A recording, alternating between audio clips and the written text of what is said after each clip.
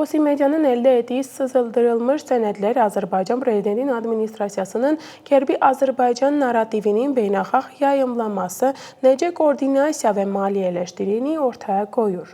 Baxmayaraq ki, bu kampanya güya humanitar kimi təqdim olunur, əslində Ermənistan ərazisinə qarşı mümkün irredentist ideyalar üçün zəmin yaradır.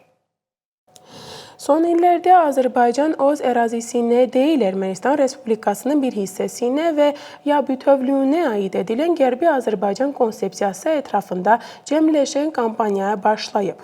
Kampaniya Sovet İttifaqının dağılması zamanı Ermənistandan deportasiya edilmiş azərbaycanlıların təhlükəsiz və ləyaqətli qayıdışı dəstəkləyən humanitar sey kimi təqdim edilir. Zaman keçdikcə Qərbi Azərbaycan narrativi dövlət tərəfindən idarə olunan ünsiyyət strategiyasına çevrilib. Baxmayaraq ki, kampaniya ictimaiyyətə mədəni və ya humanitar kimi təqdim olunur, müstəqil ekspertlər bunda aydın irredentist məqsədlər müəyyən ediblər. Böyük Britaniyada yaşayan regional analitik Thomas Deval 2023-cü ildə Carnegie Europe üçün dərc etdiyi məqalədə bu təşəbbüsü sadəcə irredentist kimi seçildirmişdi.